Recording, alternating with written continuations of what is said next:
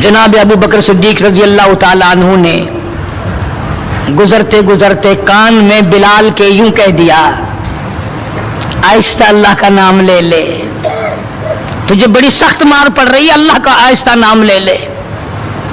जनाब बिलाल रजी अल्लाह ताला अन्हु फरमाते हैं, मुझे बड़ा दुख पहुंचा, तकलीफ हुई, और यूं फरमाया, अबू बकर और अगर कोई कहे तो कहे, तू तो ना कहो ये बात। उन्होंने कहा, मैं तेरी तकलीफ देख के कह रहा हूं, तुझे सदमा बड़ा पहुंच रहा है, तुझे तकलीफ बड़ी पहुंच रही है। जनाब बिलाल हबशी रज़ी अल्लाह ताला अन्हु फरमाने लगे, अबू बकर मैं तुझे क्या बताऊं, जब मेरी कमर के नीचे कोले, मेरे सीने पे पत्थर की चट्टान और मेरे गले पे उमैया इब्न खलफ का पैर रखा हुआ होता है और वो वजन पूरा डालता है, मेरी जान निकलने को होती है, मुझे परवरदिगार की तरफ से आवाज आती है, ओ मेरे बिलाल तेरा क्या हाल है। जब वो साथ सामने आए, मैं कैसे आहिस्ता कहूं, और मेरा हाल पूछने वाला खुदा हो, मैं कैसे आहिस्ता अल्लाह का नाम लूं। बदनसीब कौम आज तो ना आहिस्ता अल्लाह का नाम लेते हैं, न जोर से अल्लाह का नाम लेते हैं। छोड़ ही दिया, नमाज छोड़ दी, कुरान की तिलावत छोड़ दी, अल्लाह अल्लाह करना छोड़ दिया, मस्जिद में आना ही छोड़ दिया। यही वजह है कि आज काफिरों का डंडा और मुसलमानों के सर हैं, पिट रहे हैं सारी दुनिया में। कौन है मारने वाला मुसलमान को अगर हम मुसलमान हो। जनाबे अबू बकर सिद्दीक रज़ियल्लाहु ताला अन्हु ने ये बात सुनी तो हैरान हो गए, बड़ा अजीब तरीके से मुसीबतें उठाई, बड़ी बड़ी तकलीफें झेली, मार मार के बिलाल हबशी को थक जाता था। एक दिन सैयदना बिलाल रजी अल्लाह ताला अन्हु को इतना मारा, हजरत बिलाल रजी अल्लाह ताला अन्हु फरमाते हैं, मुझे यकीन हो चला कि आज मेरा वक्त आ गया, आज मेरा दम आखिरी है। अंदाजा लगाओ, कमर के नीचे दहकते हुए कोले और शोले, सीने पे पत्थर की चट्टान है और कोड़े मार रहे हैं, और गले पे पांव रख करके वजन डाल रखा है। थोड़ा सा सांस आया, बिलाल ने अपने परवरदिगार से इल्तिजा कर दी, कहता ऐ खुदा खालिक़े कौनो मकान, ऐ खुदा सिर्रे कल्ब सिर्रे जहां, और मेरे मौला जुबान नहीं हिल सकती, कैसे तेरा नाम अदा करूं।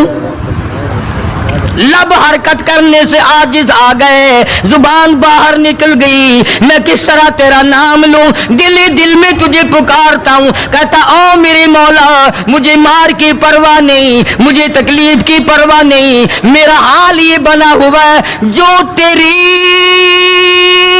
मर्जी हो वो कर मेरा हाल, इश्क में साबित कदम होगा बिलाल। और मेरे मौला मुझे अब ऊपर अपने इतना यकीन आ गया, अब मुझे अपने ऊपर भरोसा इतना हो गया, जो तकलीफ आए परवाह नहीं, मैं तेरा नाम छोड़ने को तैयार नहीं। चारों तरफ काफिर बैठे हैं, हजरत बिलाल रज़ियल्लाहु ताला अन्हु की रग रग में कांटे चुभो रहे हैं, तरह तरह की इज़ाएं दे रहे हैं। कहता है हर रगों रेशों में कांटे चुभ गए, और जिस कदर हो सके इज़ाएं दे मुझे, मैं बेपरवाह हूँ इस बारे में, मैं तकलीफों से तेरा नाम छोड़ने वाला नहीं।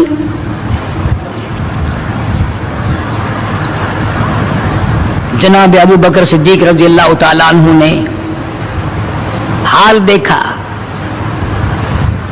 आज का दौलतमंद रात दिन सोचता है दूसरा कारखाना किस तरह से लगाऊं, काहे का लगाऊं, कहां लगाऊं, दूसरी फैक्ट्री कहां लगाऊं, दूसरा कारोबार किस तरह पे बढ़ाऊं। یہ مکے کا دولتمند تاجر ہے جس کا نام ابو بکر صدیق ہے رضی اللہ تعالیٰ عنہ.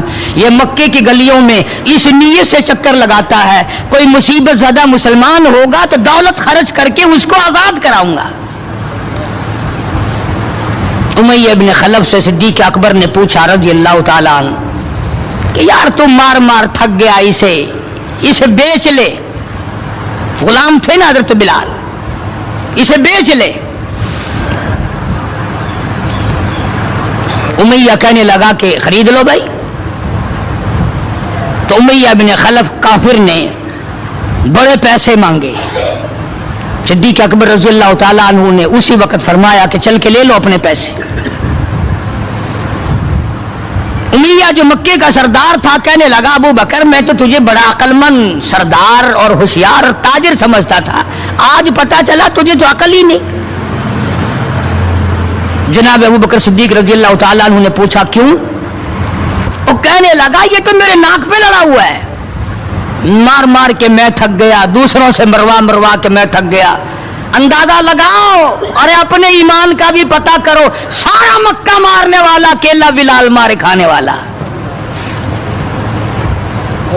کہنے لگا یہ تو میرا درد سر بنا ہوا ہے, اگر تو یوں ہی کہتا نا غلام مجھے دیتے میں تیرے متھے مار دیتا, تو انہیں اتنی بڑی رقم دینی کر لی, یہ کوئی تیری عقل مندی ہے؟ کہاں یہ سر پھرا غلام جو کسی کام کا بھی نہیں رات دن مار کھاتا ہے اور اتنی بڑی رقم دینے کے لیے آپ آمادہ ہو گئے.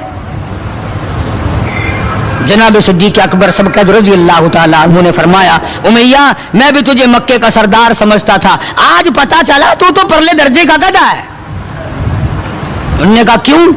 کہ وہ اس لیے کہ ہو بلال اور قیمت یہ مانگی تو نے, بلال جیسی ذات ہو اور قیمت یہ مانگی. اگر آج پوری دنیا کی دولت تو مانگتا اور میرے پاس ہوتی میں اپنی جان دے کر کے بھی بلال کو خرید کے آزاد کرتا.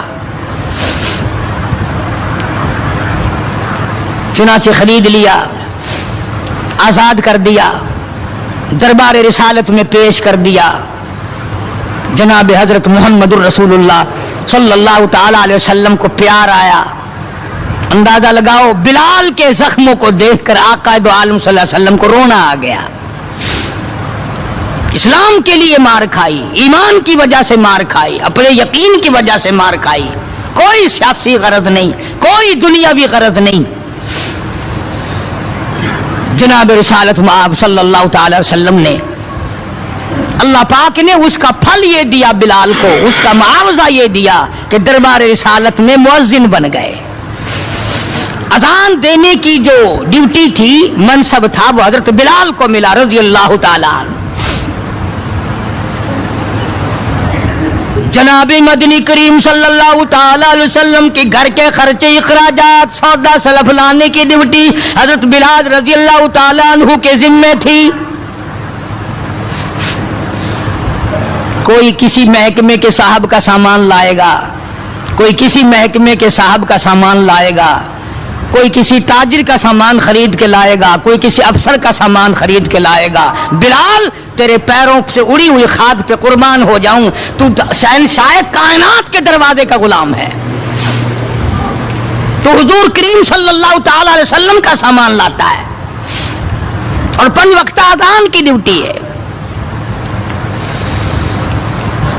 آپ صلی اللہ علیہ وسلم کے لیے قرضہ بھی لے کے آتا تھا بلال یہودیوں سے. ایک دفعہ ایک قرضے والے نے جان کر کہ دوبارہ اسے پھنساؤ, غلام بناؤ, حضرت بلال رضی اللہ تعالیٰ عنہ اذان دینے کے لیے تیار کھڑے تھے. یہودی آیا اور آ کے کہنے لگا, یہ جو بدنصیب آدمی ہوتا ہے نا, جس کا ایمان نہیں ہوتا, وہ بے ادبی بڑی کرتا ہے. آج بھی تجربہ ہے اللہ والوں کی, علماء کی, بے ادبی وہی کرے گا جس کے اندر ایمان کی رتی نہ ہو. بے ادبی کے الفاظ وہی بولے گا ایمان کی رتی نہ ہو. تو حضرت بلال کو آ کر کے آواز دینے لگا اور کہنے لگا او کالے. حضرت بلال نے فرمایا کیا بات ہے؟ کہ یا تو کل شام تک پیسے آ گئے, ورنہ یاد رکھ تجھے پھر غلام بنائیں گے ہم. जनाब अबशी रजी अल्लाह ताला अन्हु मदनी करीम सल्लल्लाहु ताला अलैहि वसल्लम की खिदमत आलिया में तशरीफ लाए। अर्ज किया काली कमली वाले फलाना यहूदी आकर के बड़ी जबरदस्त धमकी दे गया, वो मुझे फिर दोबारा गुलाम बनाना चाहते हैं, वो फिर मुझे परेशान करना चाहते हैं। मैं अब इतना बड़ा कर्जा कैसे अदा करूं? मैं सुबह कहीं निकल जाऊंगा, छुप जाऊंगा, रूपोश हो जाऊंगा। जब कोई इंतजाम हो जाए इत्तला फरमा देना, मैं हाजिर खिदमत हो जाऊंगा। हाय बिलाल तुझे मुबारक हो, तो सरकार दो आलम सल्लल्लाहु ताला अलैहि वसल्लम के कर्जे की वजह से परेशान है। जरा सोचें वो लोग जिनको अल्लाह ताला ने दौलत बख्शी है, जिनको अल्लाह पाक ने खाने पीने के लिए दिया है, कि हमारे नबी हजरत मोहम्मद करीम सल्लल्लाहु अलैहि वसल्लम ने किन दुखों से अपनी जिंदगी पास की है। कर्ज ले लेकर, सिर्फ कर्ज नहीं, आज हम यहूदी बन के मर रहे हैं, ईसाई बन के मर रहे हैं, काफिर और मुशरिक बन के मर रहे हैं। उनकी रीस है हर मामले में, उनके तरीके को अपना करके आज मुसलमान नौजवान बड़े खुश होते हैं। तुमने हजारों मर्तबा सुना होगा, आओ शहंशाह कायनात का वो लिबास तो देखो जिस लिबास में हुजूर सल्लल्लाहु अलैहि वसल्लम की वफात हुई है। 11 पेमंद उस लिबास में थे जिस लिबास में हजरत मोहम्मद रसूलुल्लाह सल्लल्लाहु अलैहि वसल्लम की इस दुनिया फानी से रुखसती हुई है। ये बटन नहीं लगाते हम लोग, बटन की जगह कांटे चुभे रहते थे, कांटे चुभो लिए जाते थे। तो बिलाल निकल गए मदीने पाक से खौफ के मारे कि यहूदी परेशान करेंगे कर्जे के लिए। अभी वो कुछ ही मंजिल पे दूर पहुंचे थे कि सरकार दो आलम सल्लल्लाहु ताला अलैहि वसल्लम के यहाँ कई ऊंटनियां सामान से लदी हुई आई, और आपने उस यहूदी को बुलवाया और बुलवा के फरमाया कि तू अपना सारा कर्जा ले ले, जितना तेरा कर्जा है सारी खजूरें नाप तोल कर अपने कर्जे में ले जा, बचेगा ठीक है, नहीं बचेगा तो सारे का सारा ले जा। अल्लाह गनी, नबी की जात को तो देखो, कभी तो ये हाल है कि कर्जा ले रहे हैं और कर्जे की वजह से परेशान हैं, और खुद हजरत बिलाल